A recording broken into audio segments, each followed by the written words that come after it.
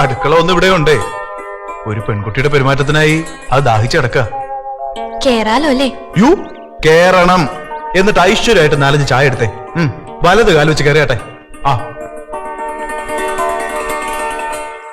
സുന്ദരി ആ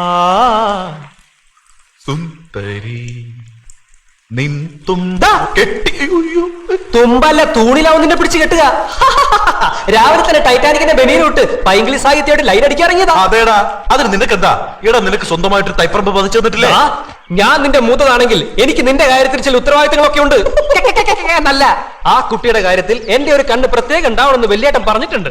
നിന്റെ കണ്ണ് അവളുടെ ശരീരത്തെങ്ങാൻ വീണാൽ ആ കണ്ണടിച്ച് പൊട്ടിക്കാനെ വലിയേട്ടൻ എന്റെ അടുത്ത് പറഞ്ഞിട്ടുള്ളത്. എടാ മോനെ, കനൽക്കട്ടെ കയറി ഉറുമ്പരിച്ചാലുള്ള ഗതി അറിയാവല്ലോ. അവളെ കാട്ടിപ്പള്ളി പപ്പന്റെ പെങ്ങളാ. അവൻ പേനാക്കത്തി കൊണ്ട് മനുഷ്യന്റെ ദേഹത്ത് ഇങ്ങനെ ചിത്രം വരയ്ക്കുന്നവനാ. അതുകൊണ്ട് മക്കൾ അടുക്കള ഭാഗത്ത് അധികം കിടന്ന് കളിക്കല്ലേ. പോ, ഞാൻ എനിക്കെന്ത് കാര്യം?